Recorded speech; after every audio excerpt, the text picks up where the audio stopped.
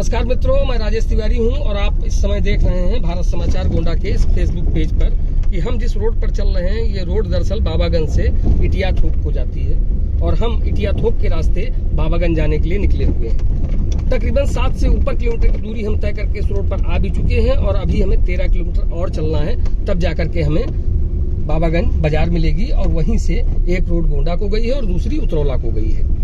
तो फिलहाल इस रोड पर हम चलना शुरू कर चुके हैं और देखिए इस रोड के हालात क्या हैं ये भी आप देख सकते होंगे कि ये रोड अगर हम कहें तो करीब 20 किलोमीटर जरूर लंबी है, लेकिन इस रोड के दोनों ओर तकरीबन देखा जाए अगर तो 3 दर्जन से ऊपर गांव के लोग यहाँ रहते हैं, जिसकी आबादी भी अगर हम बात करें तो तकरीबन 2.5 से 3 लाख की आबादी इस रोड पर निवास करती है। और रोड के हालात आप देख सकते होंगे कि रोड है कैसी। अब ये रोड है या फिर सड़क में गड्ढे हैं या फिर गड्ढे में सड़क है, ये तो हम नहीं कह सकते, ये तो आप बताएंगे। लेकिन जो तस्वीरें हैं वो कहीं ना कहीं हम आपके सामने प्रस्तुत करने के लिए जरूर इस रोड पर आए हुए हैं, क्योंकि कल हमने अपने फेसबुक पर एक पोस्ट डाली थी और उसमें ये जरूर कहा था कि हम एक विकास की गाथा आपको दिखाएंगे। मेहनौन विकास में आखिरकार विकास किस तरह से बह रहा है, किस तरह से मेहनौन में विकास की गंगा बह रही है, इसका ये नमूना जरा आप देख लीजिए कि ये यहाँ की रोड है और इस रोड पर लोग कैसे आते जाते हैं, किस तरह आते जाते हैं। और 20 किलोमीटर लंबी ये रोड है, सिंगल लेन की रोड है और इस रोड के हालात आप देखिए। हम फिलहाल इस समय अगर कहें तो सदाशिव बाजार शायद पहुंचने वाले हैं और वहां की ये तस्वीरें हैं। और देखिए कुछ दूरी के लिए रोड अच्छी जरूर मिलेगी थोड़ी सी कि हाँ गियर हम बदल सकते हैं, 3 नंबर में भी जा सकते हैं, लेकिन 4 नंबर डालने की अगर हम भूल करेंगे तो आगे फिर से वही गड्ढा हमारे सामने आ जाएगा।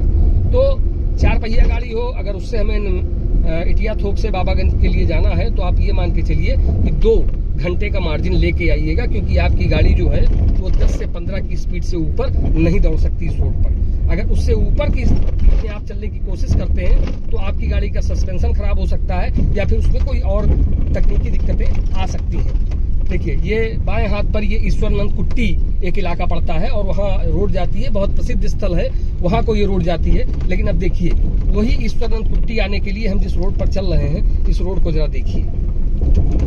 आपको इस रोड को देखने से जरूर लग रहा होगा कि सालों बीत गए होंगे, इस रोड पर आज तक मरम्मत का कोई काम नहीं किया गया। बरसात में जिस समय यहाँ पानी भरता है और रोडें पूरी तरीके से लबालब हो जाती हैं, घुटनों तक पानी आ जाता है, उस समय यहाँ पर देखिए भट्ठों से ला करके पीला ईंटा यहाँ पर पाट दिया जाता है ताकि जो गड्ढे हैं कम से कम उससे गाड़ियां आ जा सकें। तो ये ईंटें तभी पाटे गए थे और इसके बाद से कई गड्ढे ऐसे हैं जहाँ पर ईंटें पटी ही नहीं है। 20 किलोमीटर की दूरी में 20,000 से ऊपर ऐसे गड्ढे पड़ते होंगे जिससे होकर के हमें गुजरना होगा, तब जाकर के कहीं हम इटिया थोक से बाबागंज पहुंच पाएंगे। और जो तेल यानी गाड़ी के ईंधन की अगर हम बात करें तो जो ईंधन हमारा 50 किलोमीटर 60 किलोमीटर जाने में खर्च होता है, उतना ईंधन खाली इस रोड पे हमें पार करने में खर्च करना पड़ेगा, तब जाकर के कहीं हम बाबागंज पहुंच पाएंगे। देखिए कोई भी, चाहे बाजार हो, चाहे छोटा सा गांव हो, चाहे जो कोई भी एरिया हो, जहां भी देखिए आप इस रोड के हालात आप देख लीजिए कि रोड है कैसी। यहाँ के लोगों को कितनी दिक्कतों से जूझना पड़ता होगा। हम तो चलो पहली बार आए हैं, लेकिन जो लोग यहाँ रहते हैं, जिन लोगों का रोज का काम है, जो लोग यहीं से होकर के मुख्यालय जाते हैं या फिर गैर जनपदों में जाते हैं, काम के लिए जाते हैं या फिर व्यापार के लिए जाते हैं, उनको इसी रोड से होकर के आना जाना होता है। ऐसी स्थिति में आप खुद सोच सकते होंगे कि गोंडा का विकास आखिरकार हो कितना रहा है। मेहनौन विधानसभा पड़ती है और मेहनौन विधानसभा में अगर हम बात करें तो पिछले 2 सेमेस्टर से यानी 2 बार से लगातार यहाँ के जो विधायक हैं वो विनय कुमार द्विवेदी हैं और विनय कुमार द्विवेदी का ये पूरा इलाका है। और अगर सांसद की बात करें तो कीर्तिवर्धन सिंह का क्षेत्र पड़ता है, जो कि सांसद हैं और इस समय मौजूदा वक्त में भारत सरकार में विदेश राज्य मंत्री भी हैं। और इतनी बड़ी जिम्मेदारी से उनको नवाजा गया है, बावजूद इसके जो उनका इलाका है आखिरकार वहाँ की रोडें कैसी हैं ये आप इन तस्वीरों से समझिए। सरकार लगातार पैसा भी दे रही है, सरकार ने पैसा देने में कोई कोताही नहीं की है, लेकिन आखिरकार वो पैसा जा कहाँ रहा है। जो काम 70 से 75 करोड़ में हो सकता है, उस काम को करने के लिए आखिरकार 10 साल से इंतजार क्यों किया जा रहा है। हम अगर इस रोड की बात करें तो जो पूर्व विधायक घनश्याम शुक्ला थे उनके पीरियड में ये रोड सैंक्शन हुई थी और इसके बाद इसका निर्माण कार्य किया गया और तब से लेकर के इतने साल बीत जाने के बावजूद, यानी अगर उनके डेथ की बात करें तो 2004 में संभवतः उनकी मौत हुई थी और इसके बाद से लेकर के तब से ये रोड ऐसी ही पड़ी हुई है। और इस पे देखिए कितना काम हुआ है, आपको ये नजर आ रहा होगा कि आखिरकार ये रोड है कैसी और इस पे लोग कैसे चलते होंगे, किस तरह से लोग आते जाते होंगे। अस्पताल की अगर हम बात करें तो यहाँ मरीज अगर बहुत ज़्यादा गंभीर स्थिति में है और उसको एम्बुलेंस लेने आई तो शायद रास्ते में ही उसकी मौत हो जाए, क्योंकि जो समय उसको अस्पताल पहुंचने में जाने के लिए चाहिए उससे 3 गुना समय यहाँ इस रोड को पार करने में लगता है। डिलीवरी के केसेस यहाँ अगर होने हो तो डिलीवरी के केसेस हो सकता है मैक्सिमम एम्बुलेंस के अंदर ही हो जाए। तो ऐसी स्थिति है इस रोड की।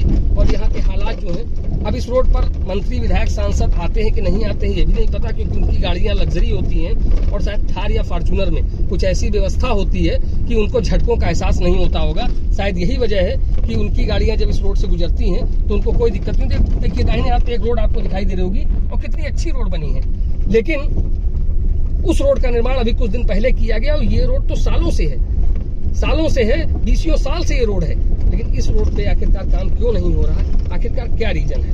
कौन सा ऐसा कारण है जिसकी वजह से इस रोड को ऐसे ही छोड़ दिया गया है? और ये पूरी तरीके से अगर हम बात करें तो नासूर की तरह ये रोड है यहाँ के लोगों के लिए। एक नासूर है जिससे होकर आने जाने के लिए लोगों को 100 बार सोचना पड़ता है कि आखिरकार उस रोड से जाया जाए या फिर न जाया जाए। चाहे गोंडा जाना हो या फिर बलरामपुर जाना हो, ये शॉर्टकट रोड मानी जाती है, लेकिन इस शॉर्टकट रोड के हालात जरा देखिए आप कि हैं कैसे।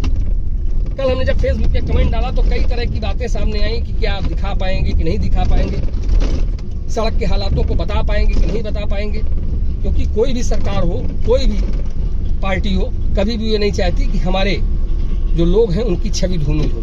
लेकिन इस सड़क को देखने के बाद आखिरकार कहीं ना कहीं ये सोचना पड़ेगा, सरकार को भी सोचना पड़ेगा और प्रशासन को भी सोचना पड़ेगा। और यहाँ के लोग तो ये बात सोचते हैं कि आखिरकार हम इसके क्षेत्र में रहते हैं, आखिरकार उस मंत्री विधायक नेता सांसद ने आखिरकार हमारे क्षेत्र में विकास कराया क्यों नहीं, क्यों आखिरकार हमें इस तरह से मरने के लिए छोड़ रखा है। जबकि पूरे गोंडा में अगर हम बात करें तो चाहे जो भी इलाका हो, किसी भी जगह की रोड इतनी खस्ता हाल नहीं है, इतनी खराब नहीं है जितनी ये रोड खराब है। 2.5 से 3 लाख पब्लिक इस रोड पर रोज आती जाती है, दर्जनों की संख्या में इस रोड पर दोनों गांव पड़ते हैं, लेकिन हालात क्या है ये आपके सामने है।